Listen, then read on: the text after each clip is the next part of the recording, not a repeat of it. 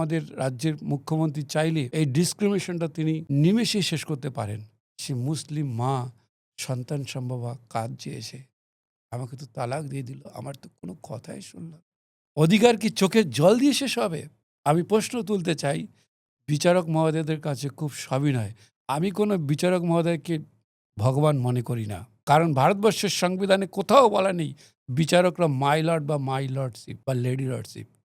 তারাও আমাদের মতো মানুষ। বিচারকরা আইন তৈরি করতে পারেন না, কিন্তু বিচারকরা চাইলে এই মামলাটিকে, বিশেষ করে হাইকোর্ট, সুপ্রিম কোর্টে তারা চাইলে, এমনকি আমাদের রাজ্যের মুখ্যমন্ত্রী চাইলে এই ডিসক্রিমিনেশনটা তিনি নিমেষেই শেষ করতে পারেন।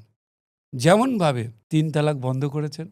সুতরাং এই গার্হস্থ্য বা ডিভোর্স সংক্রান্ত সমস্যাটির ভেতরে যে চরম সামাজিক বৈষম্য রয়েছে, এটা অদূরে কবে শেষ হবে তার কিন্তু দায়-দায়িত্ব সাধারণ নাগরিকের উপর রয়েছে। কারণ গণতন্ত্রের চাপ, বোঝা সবকিছু সাধারণ নাগরিক।